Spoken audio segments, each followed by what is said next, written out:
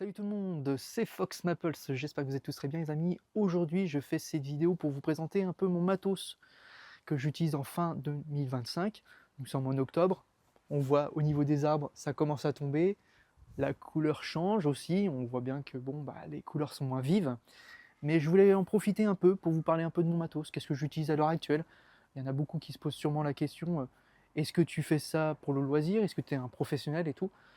Je fais ça pour le loisir, pour enlever ma timidité, enfin du moins la réduire, et je pense que ça se ressent depuis mes dernières vidéos que j'ai pu réaliser, que ce soit au niveau des interviews ou même au niveau de mes photos. Voilà.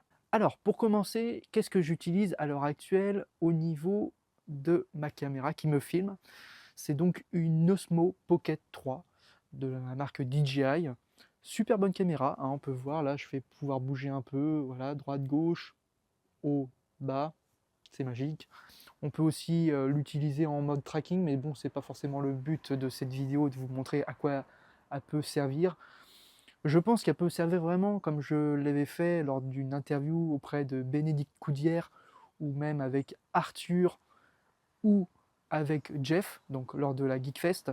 C'était vraiment une caméra A ou caméra B, parce qu'on va revenir à ma caméra principale, enfin du moins mon appareil photo que j'utilise pour mes contenus que je publie sur YouTube ou sur Instagram.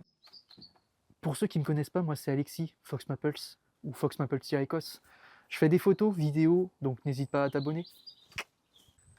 Alors j'utilise donc un Canon R10, voilà, super bon appareil. Le point négatif que je pourrais vraiment souligner, c'est donc le capteur qui n'est pas non plus stabilisé, c'est dommage. Bon, pour le prix, voilà, on a ce qu'on a.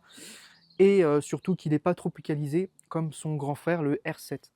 Ça reste un capteur APS-C, donc ça va, ça reste un capteur qui est plutôt apprécié par les photographes animaliers. Mais je pense, selon moi, vraiment, s'il y a un Canon, donc R7 Mark II, je pense que je le prendrai. Mais s'il y a un R10 Mark II, enfin une deuxième version, il faudrait vraiment qu'ils mettent le capteur donc stabilisé. Parce que clairement, quand on fait un peu d'animalier, j'en fais pas forcément beaucoup, mais bon, je vais vous montrer quelques objectifs. C'est pas vraiment donc un capteur qui est plutôt conseillé en soi. Bon, bah, c'est comme ça. Au niveau des objectifs que j'utilise principalement, c'est donc de la marque Sigma. Toutes les marques que je vais citer, c'est non plus une vidéo sponsorisée, c'est donc une vidéo voilà, que je présente mon matos. Tout ça est venu de ma poche, de mon compte en banque. C'est pour vous partager un peu mon ressenti aussi sur certains points, sur certains matos que j'utilise, car il y en a beaucoup qui vont dire ouais mais t'as été payé pour faire ci, pour faire ça. Non, je fais ça à but loisir. Donc voilà, je préfère le souligner avant tout. J'utilise principalement des objectifs, donc comme je vous ai dit à l'instant, Sigma. J'en suis très satisfait car c'est une bonne qualité de fabrication, et puis au niveau donc, du rapport qualité-prix, même s'il y a certains objectifs qui coûtent très cher, on va pas se l'accorder là-dessus. La photo, la vidéo, c'est un prix à mettre, hein, clairement. Euh, donc c'est pour ça que je voulais le souligner. Le 18-50, voilà, un objectif dédié beaucoup à la photo, mais je trouve qu'il se démerde plutôt bien en vidéo. Euh, il est vraiment hybride. Cet objectif-là, il est vraiment hybride, et surtout que, bon, bah voilà, vous le mettez dans votre poche, ça passe partout. Clairement, ouverture 2.8. Bon, j'ai encore un peu de mal au niveau des ouvertures à la prononciation sur certains objectifs, parce que quand ils vous proposent une distance focale, ça va, mais quand c'est pour expliquer les différentes ouvertures, c'est un peu plus compliqué. Bon, après, ça reste un détail. Ensuite, un 16-300 de chez Sigma, pareil, super bon objectif qui apporte vraiment des belles photos avec un bon piqué, avec une bonne distance focale, donc 16-300 c'est pas rien, avec une ouverture 3.5, 6.7. Clairement, moi je l'emmène vraiment partout quand je suis en convention, quand je prends des photos, quand les gens sont sur scène. Ça évite de trop se rapprocher, parce que quand on est trop rapproché, bah forcément il faut descendre un peu au niveau de la distance focale. Mais quand on est un peu loin, surtout quand on veut faire un peu de portrait, je vous invite à rejoindre mon compte Instagram, hein. Dans la description, ça fait vraiment le travail, et surtout au niveau du poids, comme ce 18-50, au niveau du poids, Sigma arrive plutôt à bien gérer. Donc l'objectif que j'utilise très rarement, mais que j'utilise assez régulièrement pour faire de l'animalier, donc on le présente plus trop, hein. Bon là il y a le pare-soleil que j'ai pas mis en place parce que bon bah voilà, flemme. Tout ce que je veux dire par là, c'est que voilà, le 16-300 c'est pratique, mais le 150-600 sur un capteur APS-C, bon bah forcément la focale va vraiment changer hein, pour ce type d'objectif, qui est donc le 150-600 de chez Sigma en version contemporary, avec une ouverture de 5 voire 6.3.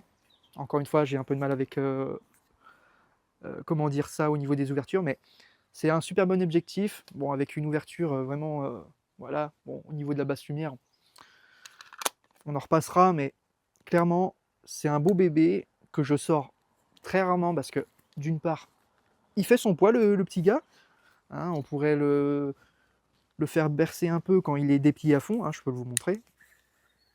On va pas trop bien voir avec le pare-soleil, mais voilà, ça reste un bon bébé que j'utilise très rarement parce qu'au niveau du poids et surtout au niveau de la qualité d'image, bon, qui est bien, comme on dit souvent, merci Lightroom. Après, pour faire mes vidéos, interviews, j'utilise donc la Osmo Pocket 3, le Canon R10 et aussi j'accouple donc des supports, voire des accessoires. Pour le micro, j'utilise donc le Holyland Lark M2 qui est dans cette petite boîte là. Donc un micro très pratique, très polyvalent, car on peut l'utiliser donc comme ça, accroché, soit en collier, soit avec une petite pince, ou dernièrement, quand j'ai fait l'interview auprès de Frankie Woody, bon, bah, j'étais pas trop à l'aise, hein, ça se voyait peut-être à la caméra, bon, ça peut arriver. C'était la première fois que j'utilisais un micro comme ça, c'est qu'en fait, vous mettez votre micro juste là, donc c'est aimanté, vous mettez une petite bonnette, et puis bah, vous faites votre interview, un peu comme un journaliste. C'est super pratique, surtout que voilà, ça te permet de ne pas avoir des tics, voilà, vous savez, un peu nerveux, vous savez pas trop comment vous placer, ou mettre une main dans la poche, enfin, ça permet de faire un peu le style journaliste.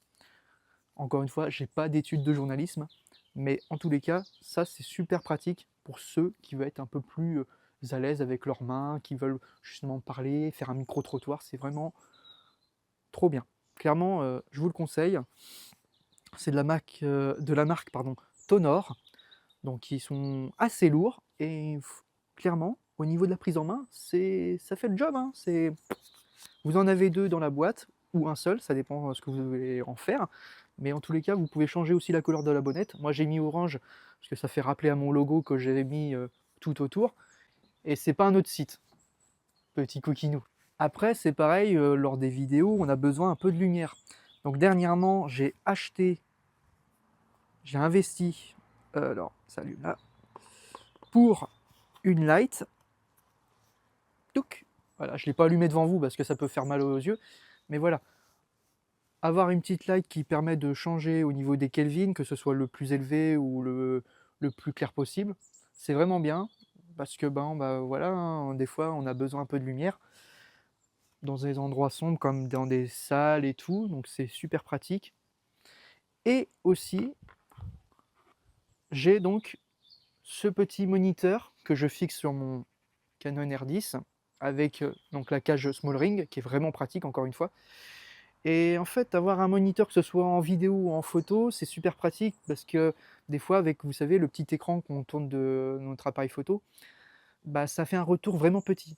Et quand j'ai fait l'interview auprès de Pepe Garcia avec Cédric, j'ai mis à peu près, ouais, j'ai une connerie, hein, voire 10 minutes à vraiment positionner correctement la caméra pour que lui, il se dise, ah, c'est bon, ça capte bien, la mise au point est pas mal, mais c'est un peu compliqué. Et heureusement que Cédric était là. Donc je lui fais un petit bonjour au passage.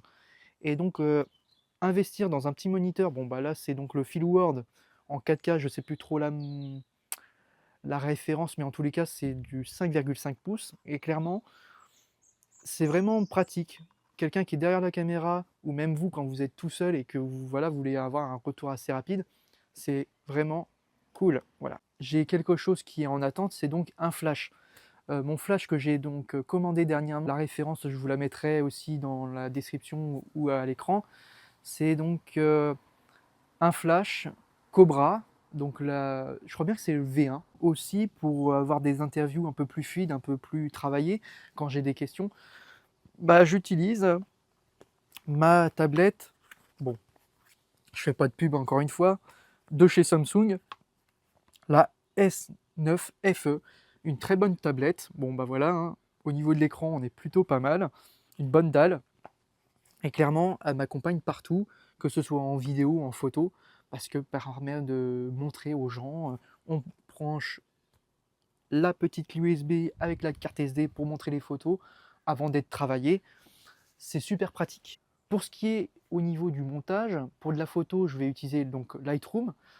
Franchement, ce logiciel-là, pardon, c'est vraiment le bonheur pour tout ce qui est pour rattraper les petits détails, les ombres, l'éclairage, enfin la lumière, la colorimétrie, c'est vraiment top. J'utilise pas Photoshop, bon bah j'en vois pas trop l'utilité pour le moment, mais peut-être plus tard.